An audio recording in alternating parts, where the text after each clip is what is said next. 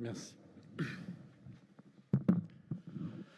Madame la conseillère, messieurs et mesdames les conseillers, vous nous présentez un document qui va bouleverser le rythme de travail de la totalité du personnel communal.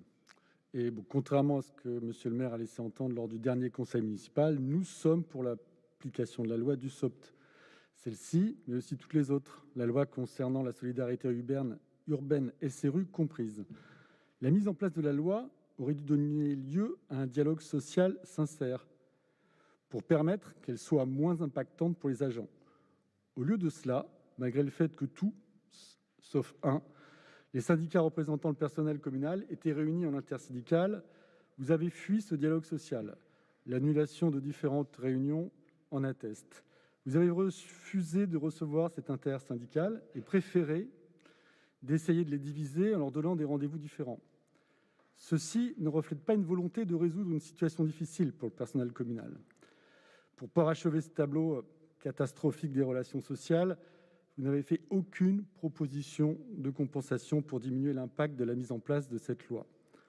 Comment peuvent se sentir les agents communaux à qui l'on dit qu'ils vont travailler plus longtemps et qu'aucune compensation ne leur est proposée?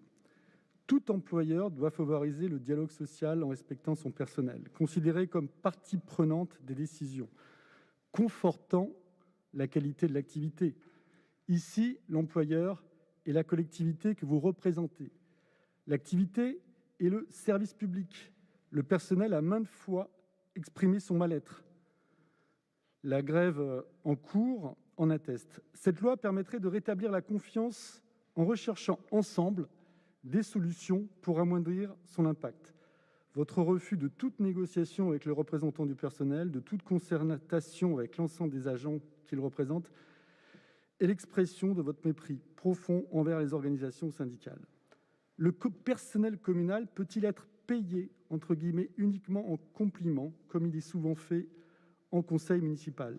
Les compliments ne permettent pas de boucler les fins de mois, ne permettent pas d'avoir une vie familiale et sociale, de se détendre, de s'instruire, d'avoir des loisirs.